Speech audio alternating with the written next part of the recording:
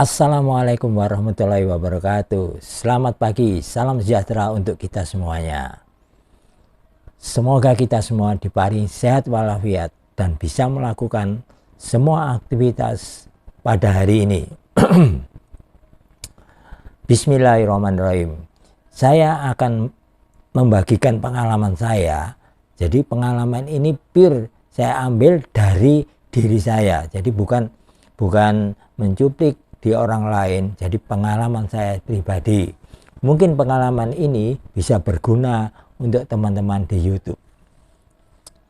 Jadi sebelum saya mulai, saya ingin menyamakan persepsi dulu mengenai keberhasilan itu apa. Keberhasilan adalah ketika kita jatuh terpuruk, ibaratnya sudah jatuh tertimpa tangga, kita bisa bangkit lagi dan menjadi orang yang berhasil. Jadi kita samakan dulu persepsi ini ya, biar tidak rancu nanti. Kalau tidak samakan nanti banyak komen yang begini dan lain-lainnya. Jadi pengalaman saya adalah ketika tahun 1989 saya waktu menjadi pegawai negeri, masih aktif ya.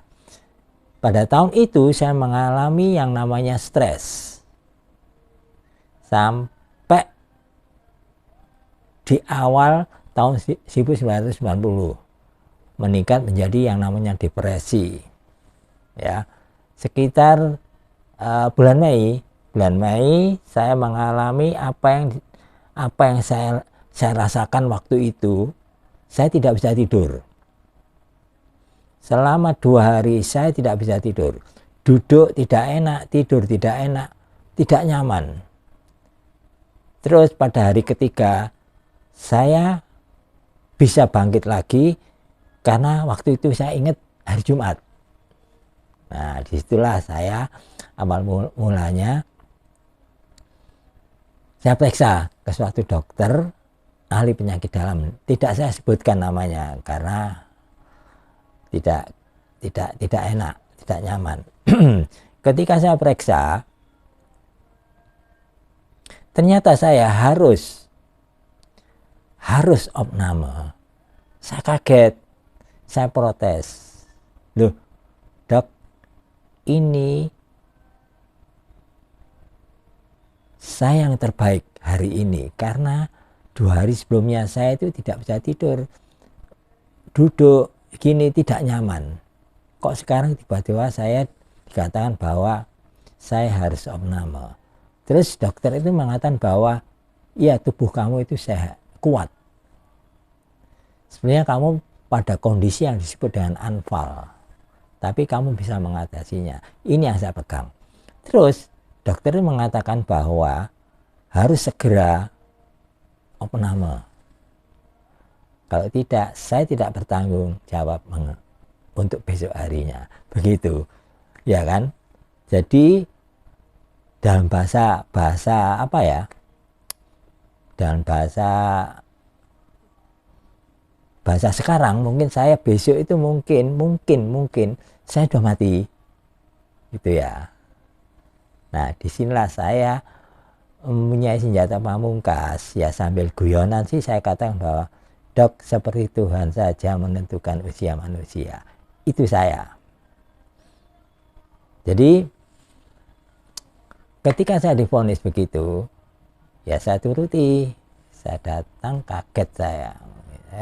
Pokoknya bukan ini yang menjadi yang akan saya ceritakan. Yang saya ceritakan adalah bagaimana kita mengatasi ketika kita mengalami suatu kondisi yang namanya stres, depresi, terus menyerang di tubuh kita. Oh iya, saya waktu itu seorang perokok berat, seperti sepur, habis nyambung gitu ya. Ketika depresi meningkat, itu kayak sepur. Nah, pada suatu titik optimal saya periksa. Nah, divonis demikian. Jadi intinya adalah di sini mungkin ketika Anda mengalami kondisi yang seperti saya, Anda harus segera menutup bawah sadar Anda. Jangan sampai masuk ke diri Anda. Pilih hal yang positif. Kata-kata dokter ini saya ambil bahwa Anda itu anfal, tetapi Anda itu kuat. Sehingga bebas. Dalam arti kata kamu bisa mengatasi. Ini yang saya ambil. Nah, dari sinilah saya menutup bahasa sadar saya ketika dokter mengatakan bahwa kamu sekarang harus segera masuk rumah sakit. Kalau besok saya tidak bertanggung jawab. Artinya masih ada atau tidak ya, nggak tahu ya. Jadi artinya saya harus masuk rumah sakit.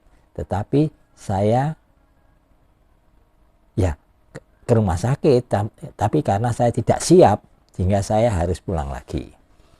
Nah, disinilah saya tidak kembali lagi, saya berusaha dengan diri saya. Saya mensugesti diri saya. Nggak apa-apa kok. Saya bisa, saya sehat. Saya harus kuat. Nah, disinilah muncul dalam diri saya ada 3 hal yang membuat saya menjadi kuat. Yang pertama adalah motivasi saya. Apa motivasi saya? Karena anak saya pada waktu itu usianya 7 tahun, salah 8 tahun.